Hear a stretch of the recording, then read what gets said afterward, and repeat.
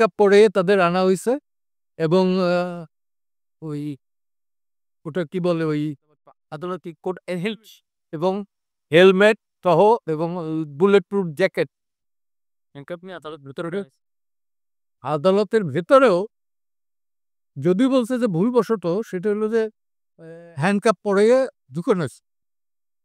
আবার পরবর্তীতে বলছে যে এটা জেল সেলফ কন্ট্রাডিক্টরি তাদের, তারা বলছে এটা জেল অথরিটি করছে, আমরা না।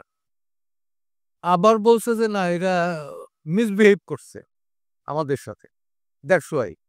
তো আমি চুপ ছিলাম, কিন্তু আমাদের বন্ধু যারা এটা করছেন, প্রতিবাদ করছেন এখানে আদালতের সামনে, আদালতও কিন্তু প্লিজ জিজ্ঞেস করছেন যে কিভাবে আপনার এই হ্যান্ডকাপ পরা।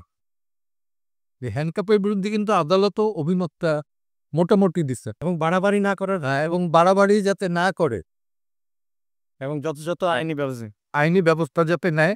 এজের পক্ষে হ্যান্ডকাপ পরিয়ে নেওয়াটা কোর্টও ভালোভাবে নেয় না ভালো বলছে তো যে এতে কিন্তু আপনারা যে কোনো এক্সকিউজ পাবেন, পুলিশের লক্ষ্য করে বলছে সেটা মনে করেন আপনাদের স্পেয়ার করা হবে একটা।